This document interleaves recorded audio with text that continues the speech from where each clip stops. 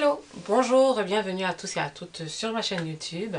Donc cette semaine, on va parler d'un sujet qui m'a été suggéré en commentaire dans une autre vidéo. Et je me suis dit pourquoi pas, mais avant ça, générique.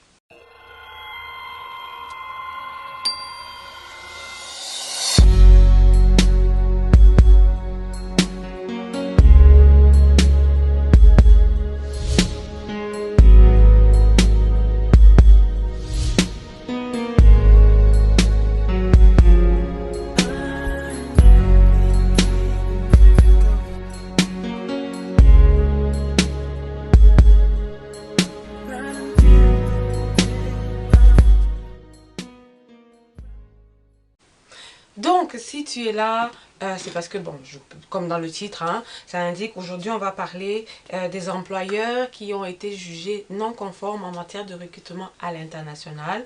Et en parallèle, je vais aussi parler vite fait des agences qui recrutent, qui font du recrutement de travailleurs étrangers à l'international. Et à la fin, vous faire une synthèse de pourquoi c'est des affaires par lesquelles vous pouvez passer, qui est comme, comment je peux dire, une alternative aux consultants en immigration, qui sont eux, certains, parce qu'il y en a beaucoup qui ont été bannis de l'ordre, qui ont été jugés comme des consultants en immigration malhonnêtes, mais ça à l'intérieur du Canada, donc pas à l'extérieur. Donc toutes les agences avec qui vous faites affaire à l'extérieur du Canada, malheureusement le Canada n'a aucun pouvoir sur ces consultants en immigration, là où ces agences en immigration. Donc on commence, j'ai pris des notes. Dans mon petit cahier d'idées, j'ai pris des notes pour pouvoir rester structurée dans ce que je voulais faire. Donc, on va commencer la première partie, en fait, on va parler des employeurs, des compagnies qui ont été jugées, elles, non conformes en matière de ce qui concerne le recrutement de travailleurs à l'international. Ce que je vais pouvoir parler aujourd'hui. Donc, ce qu'il faut savoir, c'est que les employeurs qui décident de recruter des travailleurs temporaires à l'étranger vont souvent faire l'objet de surveillance de la part des organismes gouvernementaux ici. Pourquoi? Parce que on doit en fait déterminer qu'un employeur qui va prospecter à l'international ou à l'étranger, c'est que forcément, ton offre d'emploi, tu n'as pas pu trouver un travailleur dans le local ici pour remplir ce poste-là.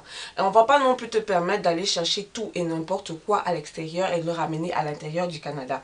Donc, ces employeurs-là vont souvent faire l'objet d'une inspection pour vérifier si ils respectent leurs responsabilités déjà eux-mêmes en tant qu'employeurs dans le cadre du programme des travailleurs étrangers ou du programme Mobilité internationale. Si un employeur est donc jugé non conforme, il s'expose à deux types de pénalités. La première, c'est une pénalité financière. Donc cet employeur-là va se retrouver à payer des dommages et intérêts au gouvernement parce que justement, tu n'as pas respecté toutes les normes que tu dois respecter. Et la deuxième, ça peut être une interdiction d'embaucher des travailleurs temporaires.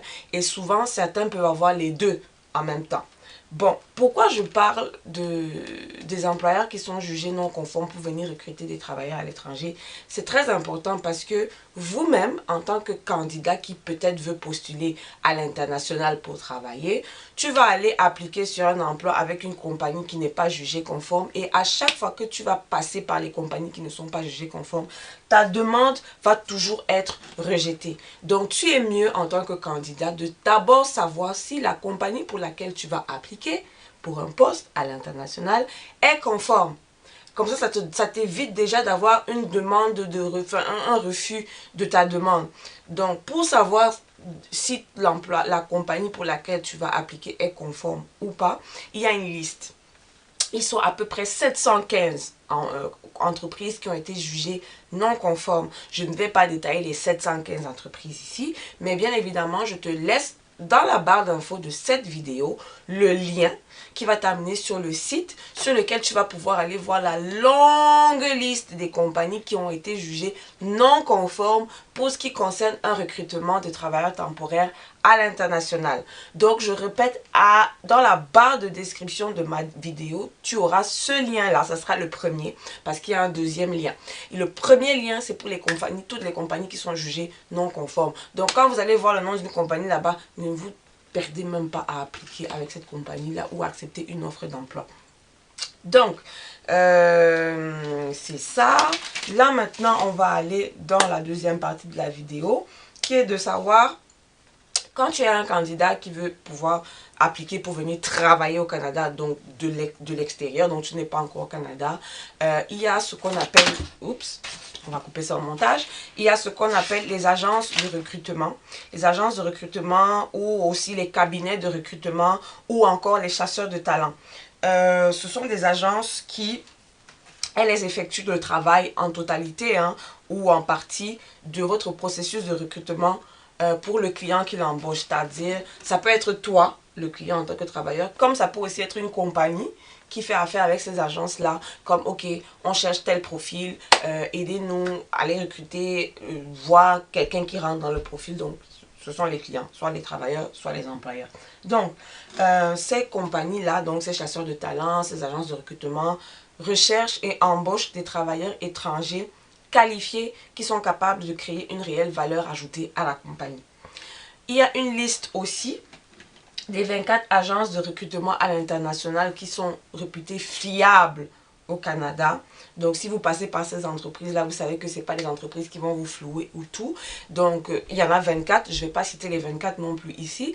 Donc, toujours dans la barre de description de ma vidéo, je vous laisse le lien qui va vous amener sur le site où vous allez trouver la liste des 24 agences de recrutement. Si vous êtes quelqu'un que vous préférez passer par une agence pour vous dégoter une compagnie qui recrute à l'international, vous pouvez aller contacter une de ces agences-là et faire affaire avec. Pourquoi c'est important? Moi, j'estime de passer par une agence de recrutement à l'international si vous êtes quelqu'un qui veut venir travailler au Canada mais que vous êtes encore à l'étranger. Les cabinets de recrutement international canadiens sont l'un des meilleurs moyens pour trouver du travail au Canada. Et ça vous évite de tomber sur certains conseillers en immigration qui sont jugés malhonnêtes.